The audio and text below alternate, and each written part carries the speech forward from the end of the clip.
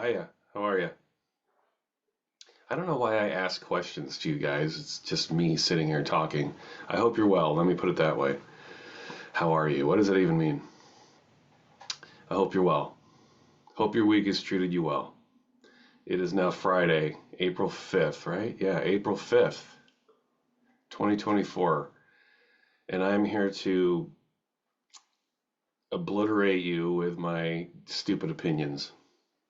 I'm here to dazzle you, bore you, completely annoy you, all of those things with my pointless and rambling opinions. And let me just start off by saying these are just opinions. Every once in a while, I get these people commenting. They start attacking me for having an opinion. It's like, man, it's an opinion. If you have such strong opinions about these records and movies I'm talking about, go start your own channel.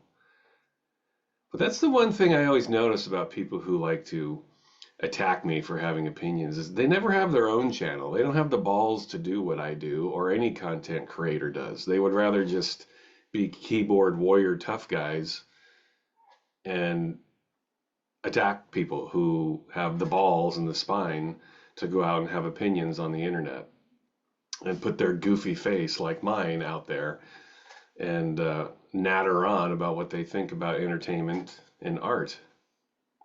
Well, until you have the balls to do that, maybe you should just shut your face and be quiet.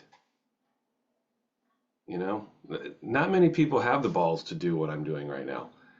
And I have a lot of sympathy for any content creator out there that actually has an opinion.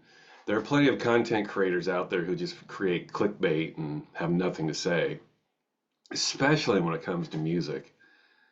Wow. I mean, I honestly, I don't know that I've seen any content creator on YouTube who has opinions that I feel are on a deeper level. Do any of you know of any? Please let me know. I'm honest. I'm being honest here. Please let me know. I haven't been able to find any. There aren't people that really seem to do this, that want to dig into what makes an album great and think about it intellectually. It's just always these 5 minute reviews, quick edits, lots of things flashing across the screen, but nothing's getting said. I've talked about some of the reviewers that do this, and they're massively popular, so obviously that's what people want. But I had someone this morning just go off on me for having an opinion, and it's like, wow, really? Okay, well, go start your own shit, dude. Don't tell me about it. Why don't you go start your own movement if you're that passionate about this? I love that people are passionate about something and they disagree with me. But yeah, until you do what I do here with my YouTube channel, just shut up. You obviously don't have the balls and the spine to do this. Because let me just say this and I'll move on to Elbow because I want to talk about Elbow, obviously. It's not easy doing this. You think it's easy. It's not. Putting your dumb face out to the world to criticize you and lap up your every word so they can sit there and be tough guy keyboard warriors and tell you what they think and go off on you and call you names and make fun of your appearance and all these things. This is the kind of shit that I have to deal with every video I make. You guys don't see it because I removed this stuff, but yeah, it's not for the faint-hearted. You have to have a thick skin to do this. People are just cruel. And I knew that going into it. I was ready for it. But let's see you guys who make these comments about my opinions try what I do. And I check those accounts. When you guys go off on me online, I check your accounts to see if you have your own channel. And you don't. You never do. So until you're willing to do that stuff, to do what I'm doing, just shut up.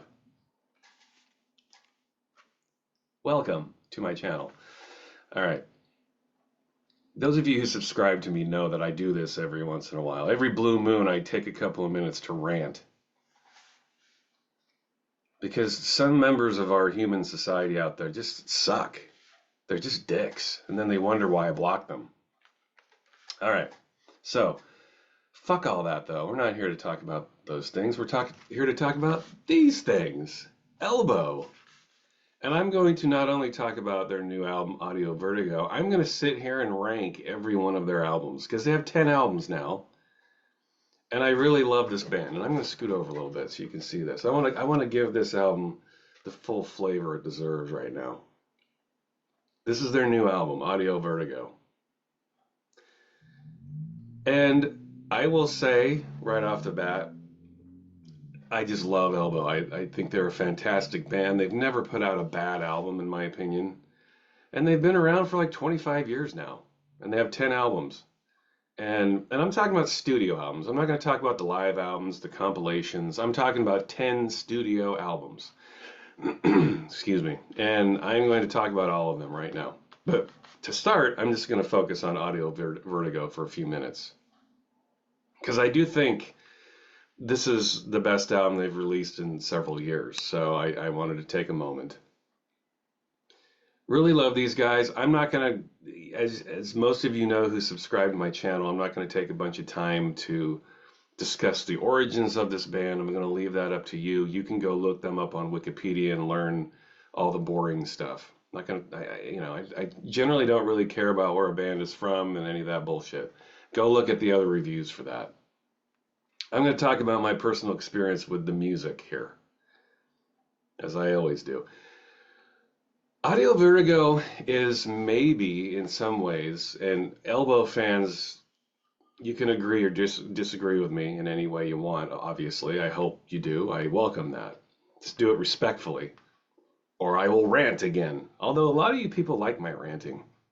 What's wrong with you? I like ranting, don't get me wrong. Maybe I should just start doing ranting only videos here and again, but sorry, I got something on me right here. But Audio Vertigo is a departure for them in some ways. Not songwriting wise, the songwriting is still there. The droll lyrics, the lyrical stylings of Guy Garvey is still here. He's a droll bastard. He's funny. He's very sarcastic. He can also be very loving and poetic. He's all those things. That's why we love Elbow. And by the way, I don't know that I've ever heard anyone say this, but does Guy Garvey sound like Peter Gabriel or what? Has anybody, am I the only one that notices this? It just seems so obvious, but I don't think I've ever heard anyone mention it. Elbow did remix Peter Gabriel too, like way back. I don't know, 20 years ago, was it? It seems like that. They remixed one of his singles called More Than This. I thought the Elbow mix was better than the Peter Gabriel version. I love Peter Gabriel, by the way, but maybe that's one of the reasons I love Elbow. But Guy Garvey, he just sounds, when I first heard Elbow, honestly, that was the first ever feeling I had when I heard their first album. I was like, God, this guy sounds like Peter Gabriel.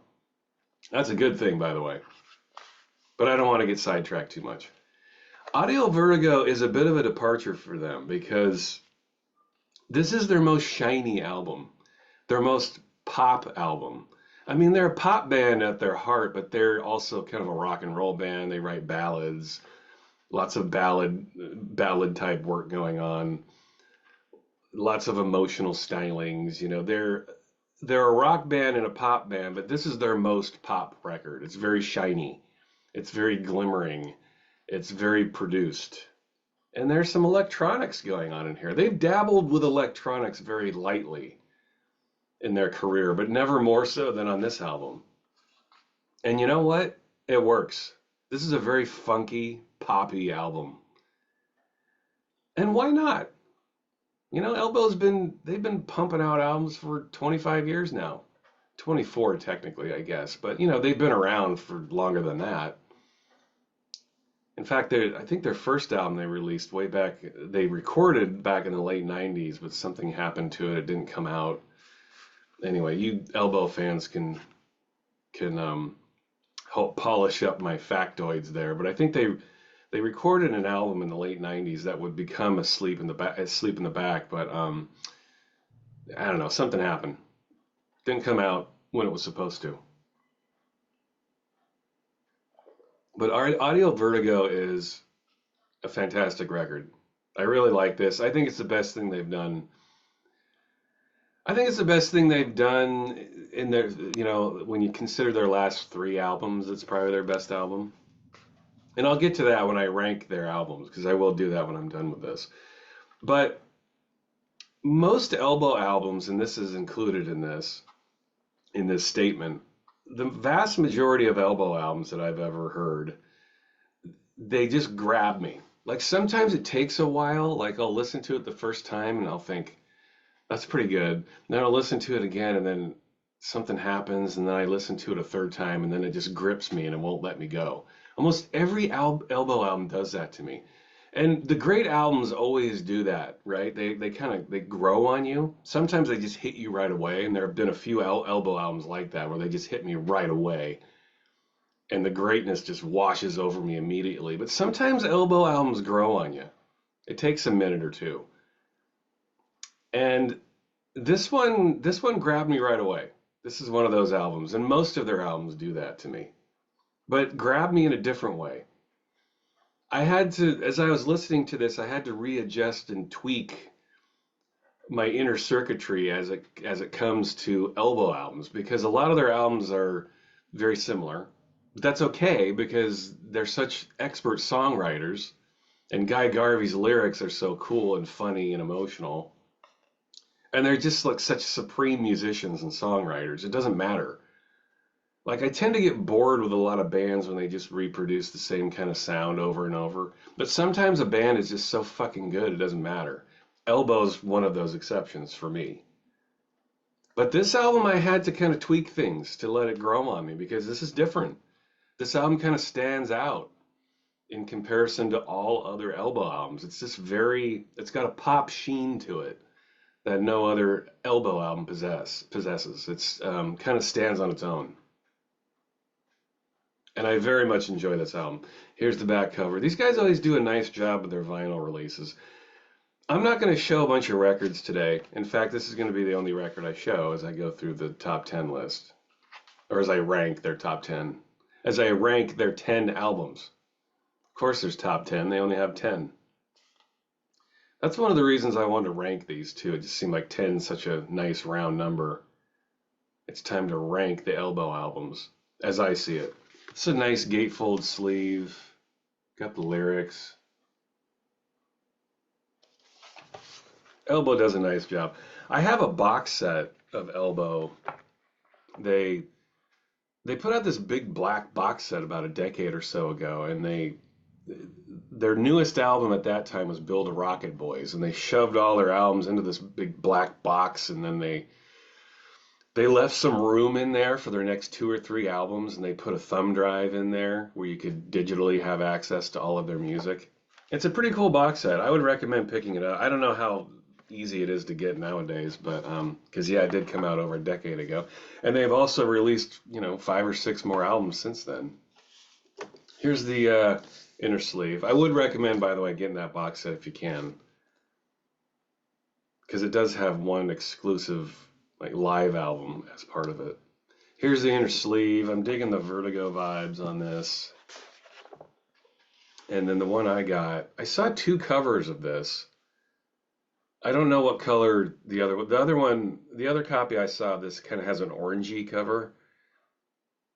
So I'm assuming maybe the vinyl is orange on that one. I got this from Juno. This was just the one this was the first one I saw, the first one they had, and so that's what I got.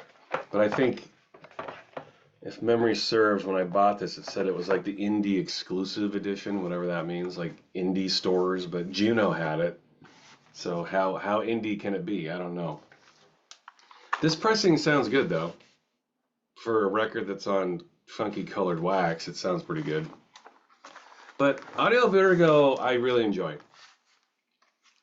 Really like this album. It surprised me. Like I said, I had to kind of rewire parts of my brain, the inner circuitry of my psyche, to let this flow over me because it's different. It sounds different. They're in full pop mode here, and there's some funk going on and some sampling and a little bit of electronics going, and it's I don't know. I like it, and I'm glad they're doing it. It's time to change things up a little bit, maybe. I'm sure they felt. I'm sure they feel that. Elbow seems like the kind of band that loves all kinds of music, and so why not incorporate it into your sound? And they always have, to some degree. But fundamentally, they're a rock band, really, with elements of pop. This is the first time they put out a pop album with elements of rock, if that makes sense. And I really enjoy this. Elbow fans, I'd be curious to know what you think of this album. Because I do think it stands kind of on its own in terms of production styles and delivery and execution and just pure sound. It's different. It's not so different that you can't tell it's Elbow, but it's definitely different. They're taking some chances, a few risks are going on with this album, more so than any of their others. So that is my capsule review of Audio Vertigo. I do really enjoy this album, as I do every Elbow album. And now, as an addendum, if you're just here for Audio Vertigo, you can click off now. I don't care if you watch the rest of this. But as a extended addendum to this video, I'm going to talk about, or I'm just going to give you my rank of their 10 albums as I see it. Again, this is just an opinion. Just an opinion. That's all it is. You disagree with me? Go make your own video. I don't want to hear about it. Unless you're respectful about it. Don't get on here and start calling me names because I have an opinion that differs from yours. Thank you oh so much. Thank you oh so much, fellow adults who don't know how to interact with other human beings on the internet. Thank you. That's what it comes down to a lot with me too. You get to this point in life where people are adults and they just have no idea how to socialize or interact with other adults. It's very strange to me. Maybe these people are kids, I don't know. But anyway, let's get to the top 10 list of Elbow albums. My number 10, and there are two albums in the Elbow canon that didn't grab me. Earlier I was talking about how a lot of their albums kind of grab me. Like there'll be that moment where I'm like, wow, this album is so good. I just can't let this go, or it won't let me go, or both. We're just embracing each other. There are two albums in their catalog that I have not felt that way, and they're going to be my number 10 and number 9. It doesn't mean I don't like them, and maybe I just haven't had enough time with them because they are a couple of their most recent efforts. But my number 10 would be Flying Dream 1. This album came out just a couple of years ago. I want to say 2021, right? I like this album, and maybe I just haven't given it the time it deserves, but this album has yet to grab me. I like it. Again, there's nothing Elbow's ever done that I don't like, but it's not an Elbow album that I've listened to on repeat for weeks like I have done every other Elbow album since the first album. It just hasn't gripped me yet, and so I'm waiting for that moment to happen. Hasn't happened yet. And it is only a few years old, but Audio Vertigo just came out, and I feel like that one's already gripped me. That one's already kind of shaken the shit out of me, and I'm enjoying it. So maybe it'll never happen. I don't know. Those of you who love that album, tell me what I'm missing. But I'd be interested to know what Elbow fans think of Flying Dream 1 and where they would rank that, because it's just not my favorite. That's all. I love Elbow, but that's not my favorite. My number 9 would be Giants of All Sizes. And again, I feel pretty much the exact same way about that one that I do Flying Dream 1. Maybe I just haven't had the time necessary to let it flow over me. This album came out in 2019, I want to say, so it's been out for about 5 years. Maybe not quite 5 years. It just didn't hit me. It didn't hit me like the rest of them. I do enjoy it. There are a couple of moments on it that I think are fantastic, but again, it just hasn't shaken the shit out of me yet. And that's okay. Most times I hear an album and I don't like it right away, I just automatically assume that it's my problem. I never blame the music for it, unless the music's just obviously bad. In this case, I'm blaming it on myself because I love Elbow and I have the ultimate trust and confidence in their abilities, so I'm missing something. Those of you who love this album, what am I missing? Giants of All Sizes. I like it, just not my favorite, that's all. Now, The top 8 albums are my absolute. None of these albums ever have disappointed me. And I'm going to put Audio Vertigo at number 8 because it is new. I haven't had time to really let it sink in. Maybe in another year or two, it'll be way up in the top 5. I don't know. But I'm going to put Audio Vertigo at number 8. It's an excellent record. It's just the rest of their albums I like better. And albums grow on you. So I haven't, it's maybe unfair to put Audio Vertigo at number 8 because I've only had a couple weeks with it. So that number could very well change. But here in April 2024, I would put it at my number 8 spot. I just think it's cool of them to try something a little bit new. It's not so drastically different that you can't tell it's Elbow. It still sounds like Elbow. It's just, yeah, like I said before, it's more of a pop album with the rock influence rather than vice versa of that. And I like that. Elbow's just kind of proving that they want to try new things, and it's cool. It's this album is begging to be remixed too. I hope they choose to remix it because it would be cool to hear what other people could do. They haven't let many bands remix their work, and it's only really happened on their first couple of albums. They haven't really touched that since. But I like the remixing they had done on their first few albums. But I'll get to that in a while. But Audio Vertigo would be my number 8. Now, this is when their albums get really fantastic to me. The top 7 Elbow albums, these are all really fucking brilliant in every possible way. And it's hard to pick a weak moment on any of these albums. They're just so damn good. I would put this will probably be slightly controversial with Elbow fans. I don't know, but I consider myself to be a seasoned Elbow fan. I've been there since the very beginning. I've listened to every one of their albums, like the first week or two they've come out. I've followed them very closely. I've listened to their music for hundreds of hours, thousands of hours over the years. And my number 7 would be Seldom Seen Kid. And I know that's the album that everybody knows them for. It's Seldom Seen Kid. Everyone knows that's the Elbow album. And it is brilliant. I'm not saying it's not. It's a great album, but I do think Seldom Seen Kid is not the typical Elbow album. It's a very big, grandiose album, and I think that's why it's their most popular. I think Seldom Seen Kid is the entry point for many people who like Elbow. No one knew about them before Seldom Seen Kid came. In fact, I think a lot of people just assumed that Seldom Seen Kid was their first album when it came out.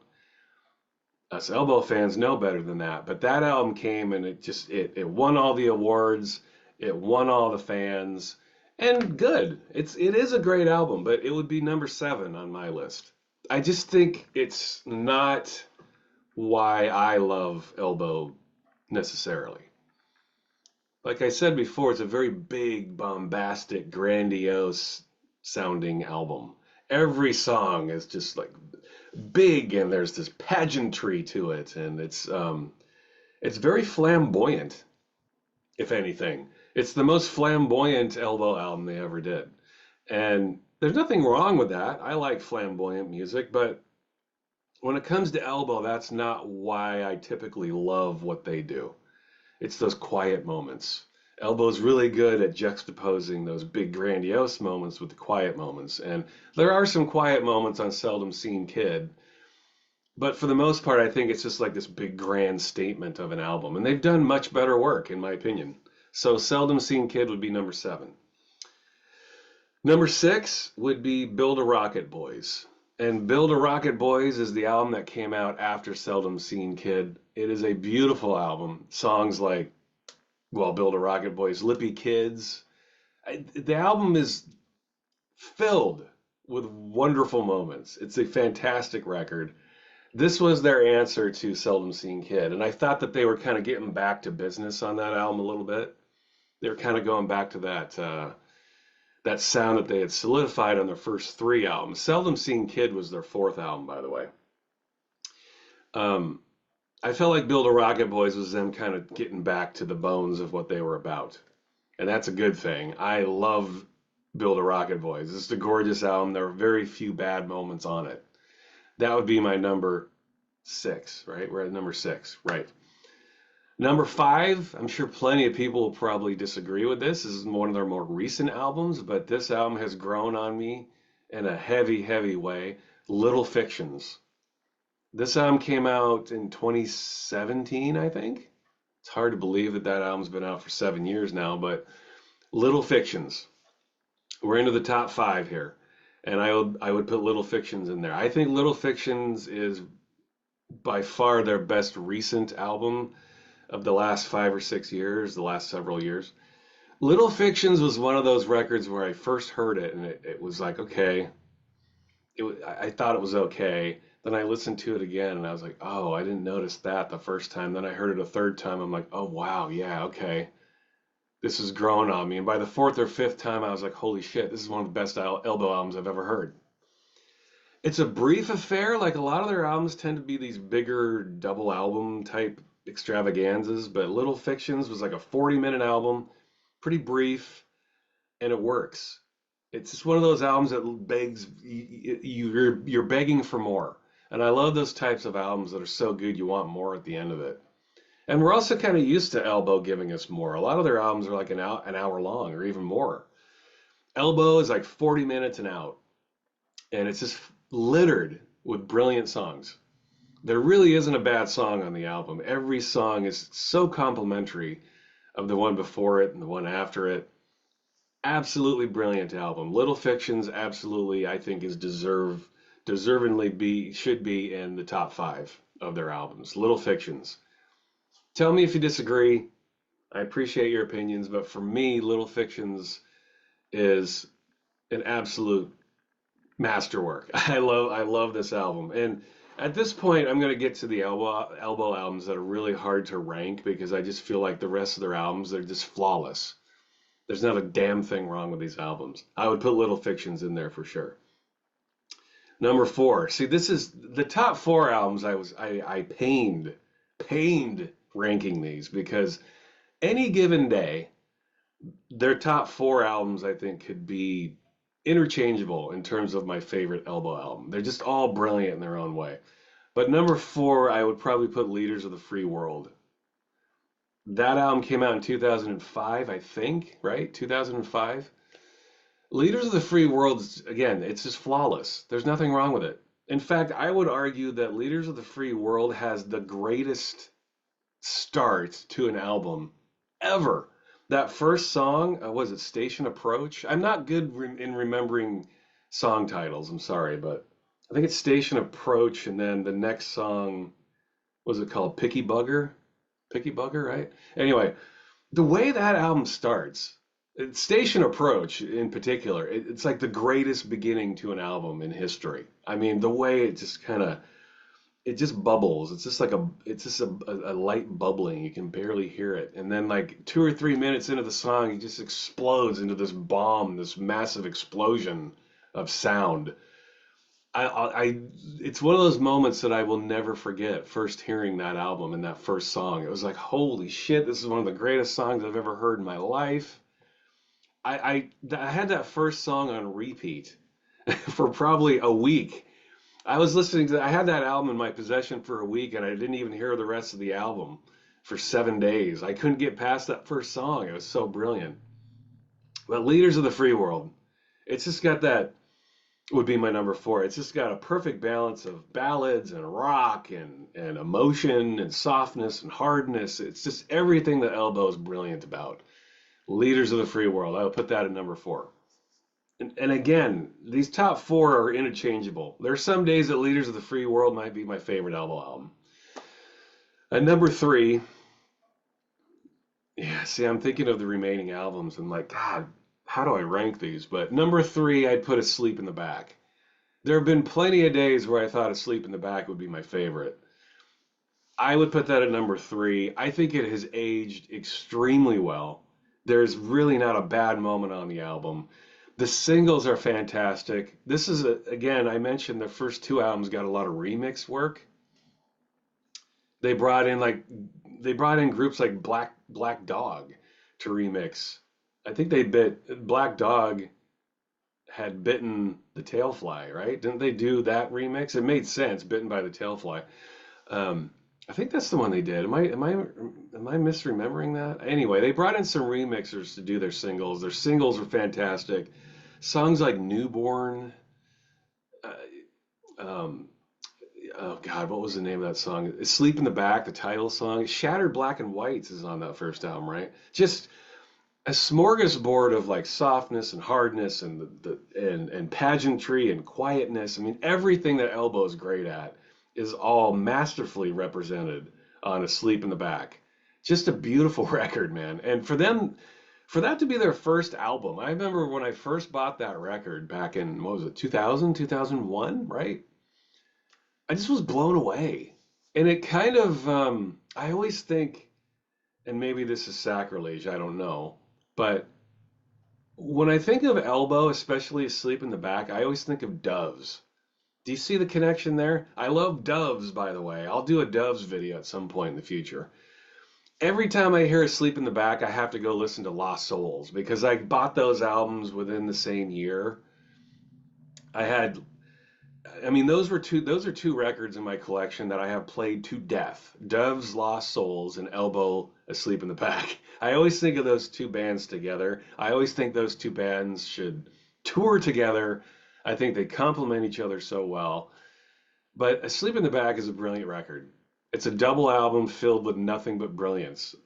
Sometimes you think of double albums of having some filler and having some moments that shouldn't be there so they could just expand the experience to a double album, but not so with Asleep in the Back. It's a double album filled with nothing but cuts.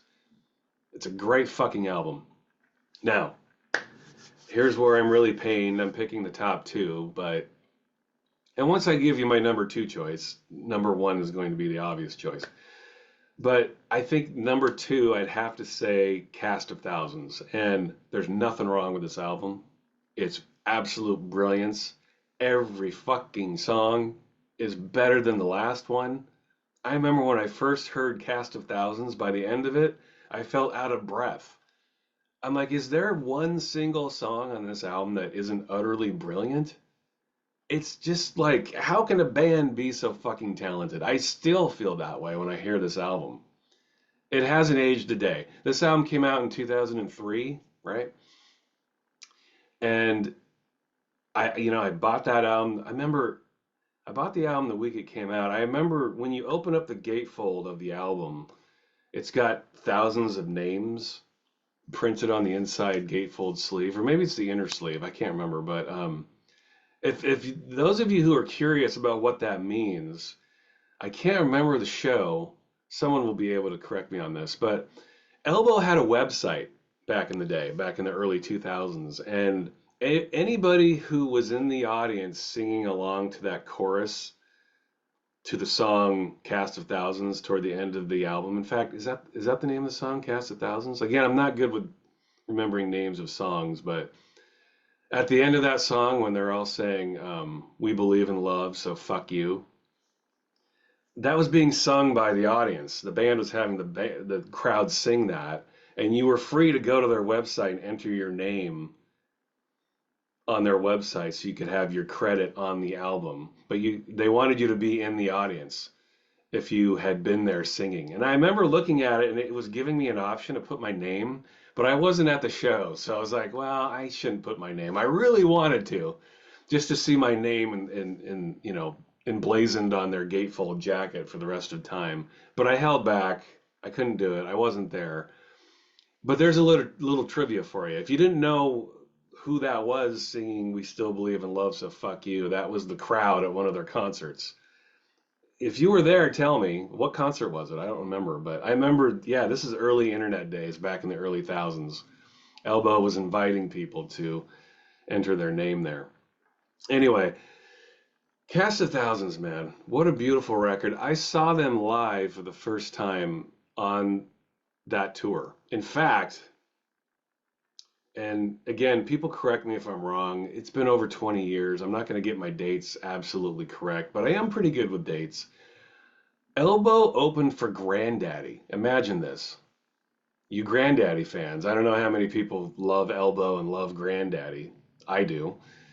But Elbow opened for Grandaddy. That was a double bill. I saw them here in Portland, Oregon They played at the Aladdin Theater, and I want to say it was like October-ish of 2003. I remember it was the fall. I was dating a certain woman. This is how I remember things in my life now. It's like, who was I dating at that point? I know I dated her that year. Granddaddy was touring their album Someday, and then Elbow was touring their album Cast of Thousands. But I do remember sitting there thinking this is like the greatest double bill of all time. I love both of these bands. And my girlfriend and I went. She knew Granddaddy. She didn't know Elbow. But we were watching Elbow, and when they were done and we were waiting for Granddaddy, she was like, "Holy shit, that was like one of the greatest live shows I've ever seen. That guy's voice is amazing." Like the whole audience was like, "Who?" Most people were there for Granddaddy because they were the headliner. But I can tell you with 100% memory and accuracy that people were so floored by Elbow. They were like, "Holy shit, who was that?" A lot of people didn't know Elbow in that audience at least. So Elbow crushed it, and yeah, that's just it's a nice nostalgic memory to have, like Granddaddy and Elbow playing together. I doubt that would happen today. Elbow is a headliner, as is Granddaddy, but back then, not so much. I think of some of the double bills too I saw back then before bands broke out. I saw, I think it was 2001, early 2001. I saw The Strokes open for Doves. Imagine that. The Strokes opened for Doves, and there were like 40 people there, if that. Imagine seeing the Strokes with 40 people milling around. Yeah, that was a great show too. The same kind of thing too. I remember the Strokes played, and everyone was like, "What the fuck? Who was that?" And then the Doves came on, and they crushed it. But everyone was like, "Who are the Strokes?" Including myself. I'd never heard of them. But anyway, Elbow crushed it that day, that night. I think they converted a lot of people. A lot of people became Elbow fans that night, and it was all because of Cast of Thousands, really. That album is still brilliant. There's not a bad moment on this record. I mean, for them to be able to construct so many great songs and place them in the right way, and to have that ultimate album experience the way Cast of Thousands can deliver it, it's just a very unique experience. So that would be my number two. That only leaves one, right? And I feel like this could be slightly controversial. I don't know. But my favorite Elbow album is the takeoff and landing of everything. To me, this album encapsulates everything that Elbow's good at. It's perfect. For them to be able to take all of these elements that they do, like rock and pop and ballads and funny lyrics and interesting lyrics and emotional lyrics, and just like each album is a puzzle, right? You got to figure out which song should go where, what kind of vibe you want. You finally get everything recorded and you put it together the way that your vision entails, and then you hear it and you're like, that's good, but you know what? Maybe that song should go here. And maybe we should re-record the intro, and maybe we should do a new outro, and maybe we need to rearrange this and put that over there, and this song needs to be over here, and blah blah blah blah blah. You can hear them doing that with the takeoff and landing of everything, and it's perfect. Every little fucking piece to this record is beautifully perfect. There's nothing wrong with this album, in my opinion. Everything from the starting note of that album to the very last note you hear, everything's perfect. It's compiled and sequenced and written and produced and executed with absolute precision. And I feel like it's tough for me to not be nostalgic about this album because this album came out in 2014. And as I look back on my life, I look at 2014 as being arguably the greatest year I've ever had as a human being. Everything came together in that year. I was in one of the happiest, arguably the happiest relationship I've ever been in. So personally, I was at a high. Professionally, I was at a high. I got my dream job. Everything just came together in the year 2014. I personally, professionally, I just had a banner year. And so I was riding high anyway. And normally I've always kept my ear close to the grindstone when it comes to Elbow albums and Elbow music. I always pretty much know what they're doing before it comes out.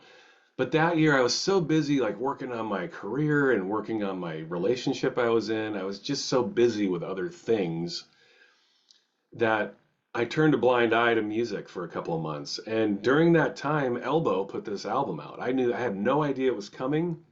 I didn't hear anything about it. And that was my fault. I just wasn't paying attention. But I realized their album had been out for maybe a month. And I remember going to the record store and just flicking through the newer releases, and there was Elbow. I was like, what? Elbow's got a new album? How did I miss this? So I took it home and I dropped the needle down on the record, and from the first time I heard this record, it just blew me away. I just couldn't believe what I was hearing.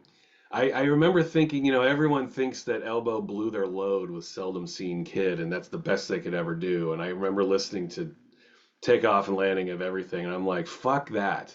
This band's not done yet. This band isn't even close to being done yet.